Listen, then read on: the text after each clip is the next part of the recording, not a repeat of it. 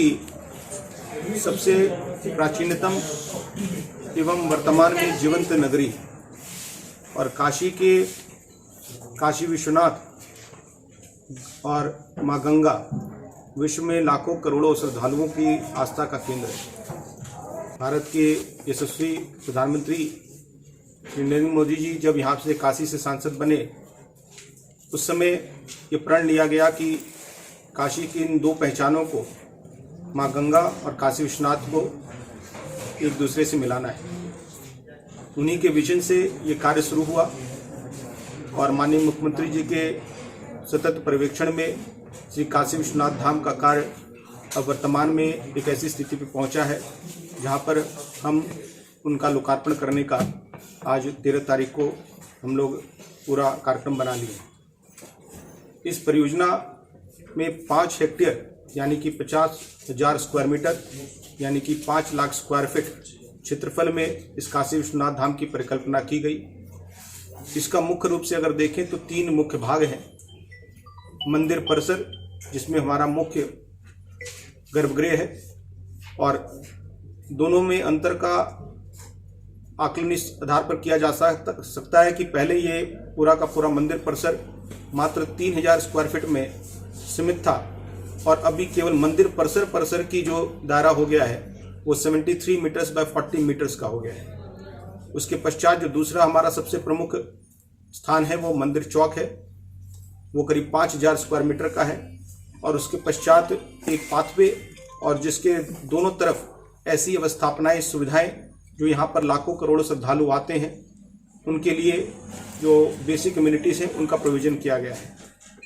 महात्मा गांधी जब 1916 में बनारस हिंदू यूनिवर्सिटी के लोकार्पण के समय आए थे उस समय उन्होंने काशी विश्वनाथ के अपने दर्शन पूजन के पूरा एक्सपीरियंस का वर्णन किया था, जिसमें यहाँ पर तंग गलियाँ और गंदगी का उन्होंने हम पूरे देशवासियों को एक सोचने का विषय दिया था।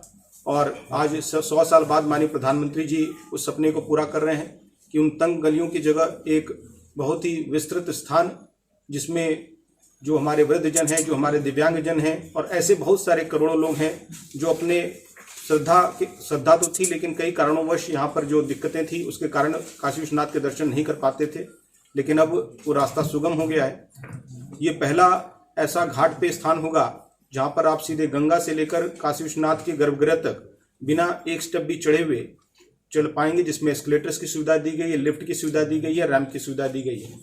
उसके अलावा यात्री सुविधा केंद्र बनाए गए हैं जिसमें आपको लॉकर्स रूम, शौचालय, आपकी सिक्योरिटी व अन्य जो भी आपको आवश्यकता है वो आवश्यकताएं आपकी उसमें पूर्ण होंगी। इसके अलावा वैदिक सेंटर्स बनाए जा रहे हैं। इसके अतिरिक्त हम टूरिस्ट फैसिलिटेशन सेंटर, मुमुक्षु भवन, यहाँ पर बहुत सारे ऐसे लोग होते हैं जो अपना अंतिम समय काशी में प्रवास करना चाहते हैं, उनके लिए एक स्थान बनाया जा रहा है जहाँ पर वो एक नियत समय के लिए वहाँ पर वो रह पाएंगे। इसके अलावा वाराणसी गैलरी, सिटी म्यूजियम, हमारा एक गेस्ट हाउस, भोगशाला, सिक्योरिटी ऑफिस, यूटिलिटी भवन, इसके अतिरिक्त emporiums, shopping complex, food plaza, कई सारे ऐसे भवन बनाए जा रहे हैं। जितने भी हमारे श्रद्धालु आएंगे उनको एक विश्व स्तरीय सुविधा यहाँ पर देखने को मिलेगी। ये परिसर में जब बनाते वक्त हम लोग ने जब शुरुआत की तो सबसे कठिन कार्य था। यहाँ पर जितने भी भवन थे करीब 314 भवन थे जिसको हम लोग ने सहमति के आधार पर क्रय किया और क्रय करने की प्रक्रिया हम लोग ने कंपल्सरी लैंड एक्विजिशन के तहत नहीं बल्कि म्यूचुअल निगोशिएशन के तहत की, आपसी सहमति के आधार पर की और उसके पश्चात उनको क्रय करके वहाँ पर जो एक्चुअल रह रहे लोग थे, चाहे वो किराएदार थे या दुकानदार थे, उनको फिर एक रिहेबिलिटेशन भी हम लोगों ने म्यूचुअली निगोशिएट करके उन सबको उस स्थान से रिक्त कराया और उसके पश्चात डिमोलिशन के उपरांत हम लोगों ने यहाँ पर कंस्ट्रक्शन का काम शुरू किया। मैं यहाँ पर इस बात को एम्फसाइज करना चाहूँगा कि इस पूरे प्रक्रिया में cooperation, coordination and no confrontation, ये हम लोग का मूल मंत्र रहा और यही कारण है कि आज की तारीख में इतने कॉम्प्लेक्स प्रोजेक्ट में ये हम लोग को एक माननीय प्रधानमंत्री जी और माननीय मुख्यमंत्री जी के दिशा निर्देश के क्रम में आज की तारीख में एक भी कोर्ट केस किसी भी हमारे कोर्ट में लंबित नहीं है और इतने बड़े प्रोजेक्ट, इतने लोगों को हम लोग ने रिहेबिलिटेट किया, उनका क्रय करके उनको उनकी संपत्तियां क्रय की, उसके पश्चात भी कोई भी लिटिगेशन आज की तारीख में नहीं है। उसके पश्चात डिमोलिशन के दौरान एक ये सुखद आश्चर्य हुआ कि बहुत सारे ऐसे भवन थे जिसके अंदर बहुत सारे ऐसे पुराने मंदिर मिले जो काफ़ी बड़े मंदिर भी थे, कुछ मीडियम साइज भी थे, कुछ बहुत केवल विग्रह भी थे। उनमें से 25 ऐसे जो बड़े मंदिर निकले, उनको सभी को इसी पूरी परियोजना में समाहित करते हुए न सिर्फ उनका हम लोगों ने जीर्णोद्धार किया है, उनको वापस जो उनकी जो रिस्टोरेशन का वर्क है उसके लिए उन्होंने कंजर्वेशन आर्किटेक्ट को और स्पेशलिस्ट को हायर करके उनका सबका रिस्टोरेशन काम भी कराया गया है। उसके अलावा जो केवल ऐसे विग्रह थे जो केवल विग्रह के रूप में थे, उनको भी हम लोग ने अपने पूरे इस परियोजना के अंदर स्थान दिया है। और उसका अभी आप लोग थोड़ी देर बैठ के अभी देख ही रहे थे कि हम लोग की चर्चा चल रही थी, उसका 9 और 10 तारीख को उसका पूजन करके उनको भी सबको स्थापित उसको कर दिया जाएगा। तो ये परियोजना इसलिए फलीभूत हुई कि यहाँ पर एक स्ट्रॉन्ग पॉलिटिकल विल पावर था, एक वो लक्ष्य था और तय सीमा के अंदर करने का लक्ष्य था। कोरोना के 2 फेज के पश्चात भी आज हम लोग जो इसका फर्स्ट फेज है उसका तय सीमा से पहले ही इसका लोकार्पण करा रहे हैं और सेकंड फेज का कार्य भी हम लोग बहुत शीघ्रपूर्ण करा के उसको भी जो भी हमारे लोग हैं उनको हम लोग समर्पित कर देंगे। और ये मुझे पूरा विश्वास है कि इस परियोजना के पूर्ण होने के उपरांत न सिर्फ यहाँ पे एक रिलीजियस टूरिज्म बढ़ेगा, बल्कि यहाँ पे जो लोकल इकोनॉमी है, जहाँ पर जो भी लोग आते हैं, जो चाहे व्यापार है, चाहे टूरिज्म है, चाहे ट्रांसपोर्टेशन सेक्टर है, चाहे हमारा सर्विस सेक्टर है, जितने भी ऐसे सेक्टर्स हैं उसमें कई गुना इसमें बढ़ोतरी होगी। हम लोग कंस्ट्रक्शन के दौरान ही देख रहे थे कि हमारे जो आने वाले श्रद्धालुओं की संख्या उसमें करीब 2.5 गुना वृद्धि हो गई। और जब ये पूर्ण हो जाएगा और 13 तारीख के पश्चात जब इसकी पूरा इसका भव्यता पूरे विश्व देखेगी, तो आने वाले समय में काशी के लिए एक बहुत शुभ संकेत है और एक बहुत एक ऐतिहासिक काम हुआ है। और मुझे विश्वास है कि जनता इसको स्वीकार करेगी और एक बहुत अच्छे वातावरण में इस पूरे कार्यक्रम को संपन्न कराया जाएगा। सर, एक सवाल है कि एक टाइमलाइन और टोटल अनुमानित खर्च अगर बता सकें, और दूसरा कि एक बनारस की एक पहचान रही है इसकी गलियां, अगर आप इसको और क्या मतलब उस पर आपका कहना चाहेंगे? कई सारी विरासत धरोहर वाली चीज़ें हैं यहाँ पे, क्या उसको हम बदलता हुआ देख रहे हैं? पहला जो प्रश्न था आपका कि लागत के संबंध में, तो इसमें हम लोगों ने 390 करोड़ रुपए हम लोग ने ज़मीन पूरे के पूरे क्रय करने के लिए, 314 मकान क्रय करने के लिए खर्च किए। उसके पश्चात हम लोग ने इसको कंस्ट्रक्शन के लिए हम लोग ने 339 करोड़ रुपए हमारा फर्स्ट फेज़ में और सेकंड फेज़ में 67 करोड़ रुपए हम लोग का सेकंड फेज़ में जो घाट पे हम लोग रैम्प बिल्डिंग और जो सीढ़ियाँ और वो बना रहे हैं उसके लिए 67 करोड़ रुपये उसमें खर्च होंगे। जहाँ तक आपका प्रश्न है गलियों का, तंग गलियों का, तो मैंने जैसा कि आप लोगों को कहा कि इस स्वरूप को अगर पुराने और उसके पहले जाएंगे तो इसमें ये वर्णन आता है कि लोग पहले गंगा में स्नान करके, आचमन करके या जल ग्रहण करके सीधे काशी विश्वनाथ को आते थे और जलाभिषेक करते थे। उस परंपरा को हम लोग को वापस एक रिस्टोर करने का माननीय प्रधानमंत्री जी के प्रयास से कार्य हुआ है। और अगर आप देखेंगे तो गलियां का शहर अभी भी काशी है, दोनों तरफ अगर इस प्रोजेक्ट को देखें तो उस गलियों का ही शहर अभी भी है। और केवल एक कुछ आधारभूत जो पुराने और स्ट्रक्चर भी इसका आर्किटेक्ट ऐसा बनाया गया है कि जो यहाँ की जो नेचुरल आर्किटेक्चर है उसी से ये ब्लेंड कर जाए, ये अलग से कोई एक स्ट्रक्चर ना लगे। और उसके पश्चात भी मैंने जैसा कहा कि आज की आधुनिक जो रिक्वायरमेंट्स हैं श्रद्धालुओं की, उनको भी ध्यान में रखना था। और जितने भी हमारे ऐसे लोग आते हैं, हम लोगों ने खुद यहाँ पे देखा है कि कैसे लोग कठिनाइयों से तंग गलियों के भीतर लंबी लंबी लाइनें लगती थी। लोगों को अपना जो एक सामान्य प्रक्रिया में शौच या वो करने जाना पड़ता था, उसके लिए कोई आवश्यक जगह नहीं थी, बैठने के लिए कोई जगह नहीं थी, पीने के पानी के लिए कोई जगह नहीं होती थी। तो एक वो देख के थोड़ा सा कष्ट होता था। और वो कष्ट मैंने जैसा कहा कि महात्मा गांधी जी ने 1916 को वर्णित किया और उस कष्ट का निवारण आज माननीय प्रधानमंत्री जी और माननीय मुख्यमंत्री जी के पूरे विजन से हो रहा है। तो इसमें और जितने भी लोग हैं यहाँ के काशी के भी लोग हैं, शुरू में कुछ तत्व ऐसे थे जिन्होंने कुछ ऐसा मिथ्या प्रचार करने का प्रयास किया, लेकिन उनको सबको भी हम लोगों ने ऑन बोर्ड लेकर उनको सहमति पे सारा एक ट्रांसपेरेंसी से, पारदर्शी से उस प्रक्रिया को आगे बढ़ाते हुए इस कार्य को पूर्ण कराया।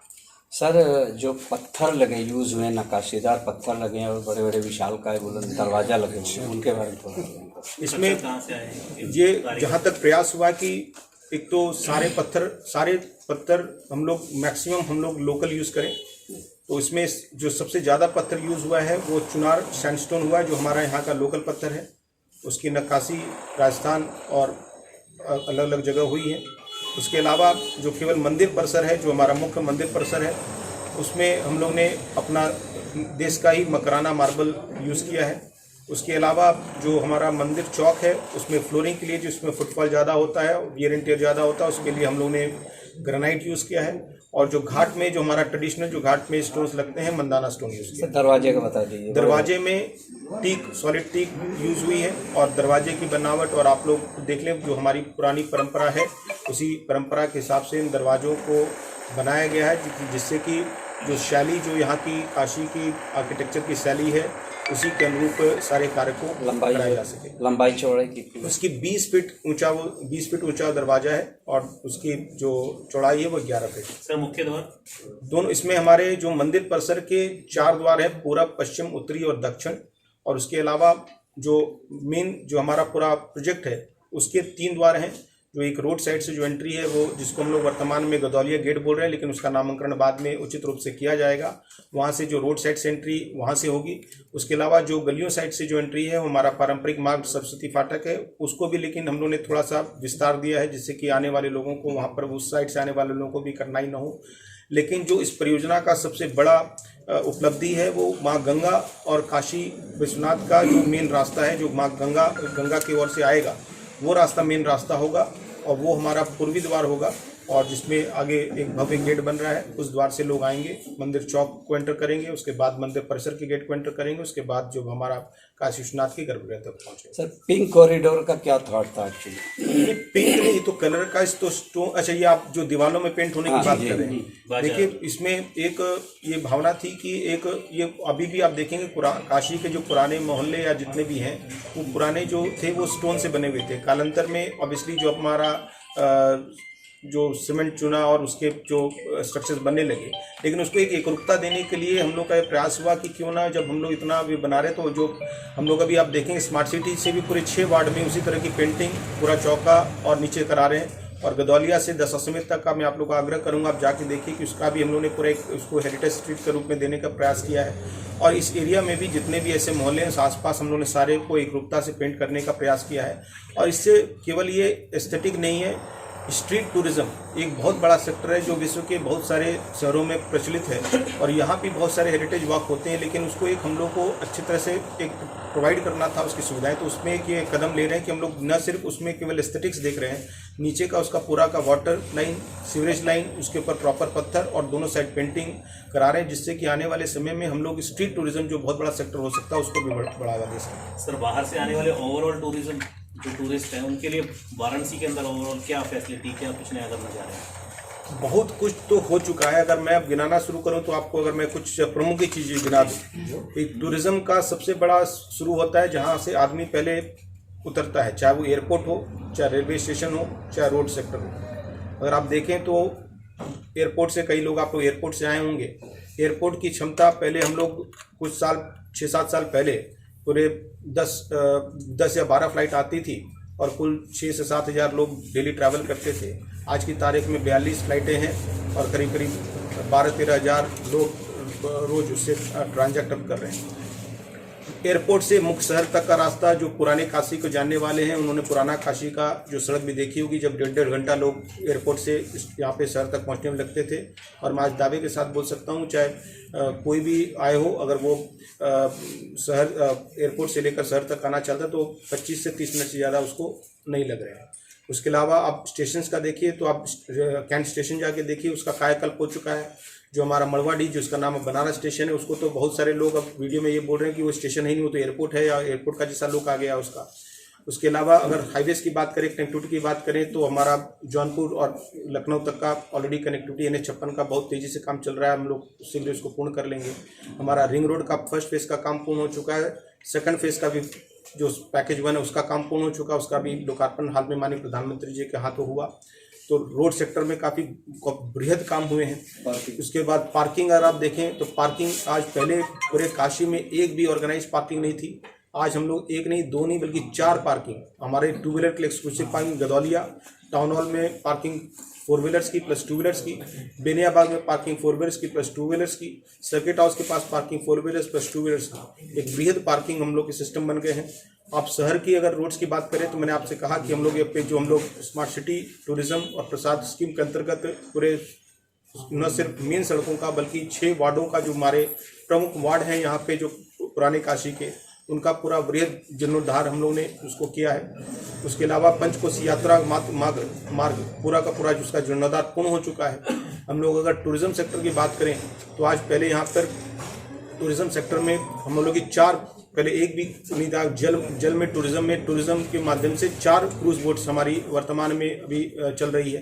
पड़ाव में पंडित दीनदयाल उपाध्याय जी का एक बहुत बड़ा स्मारक बना, इसमें काफ़ी लोग वहाँ पर उसको देखने आ रहे हैं। उसके अलावा हमारा रुद्राक्ष एक मेरे ख्याल से आइकॉनिक स्ट्रक्चर यहाँ पे बना है, जो भारत जापान के सहयोग से इतना बड़ा स्ट्रक्चर बना। ट्रेड की बात करें तो ट्रेड फैसिलिटेशन सेंटर, उसमें जाके देखिए उसमें कितना खूबसूरत म्यूजियम बना है। मानमहल म्यूजियम, सारनाथ में लाइट एंड साउंड शो। तो टूरिज्म में भी वृहद रूप से काम हुए। हॉस्पिटैलिटी सेक्टर में देखें, जो हेल्थ सेक्टर में देखें तो कोरोना के समय भी जो super speciality hospital just corona से कुछ माह पूर्व माननीय प्रधानमंत्री जी ने उसको लोकार्पित किया था और कोरोना में वो एक तरह से वरदान सिद्ध हुआ। वही हमारा लेवल 3 का अस्पताल बना। उसके अलावा बीएचयू में आपका पंडित मदन मोहन मालवीय कैंसर हॉस्पिटल, एक विश्व स्तरीय हॉस्पिटल, जो पहले यहाँ के लाखों लोग यहाँ से मुंबई जाते थे, न सिर्फ केवल इस रीजन के बल्कि पूरे पूर्वांचल और ईस्टर्न इंडिया के जितने भी हमारे स्टेट्स हैं वहाँ के लोग मुंबई जाना पड़ता था इलाज के लिए।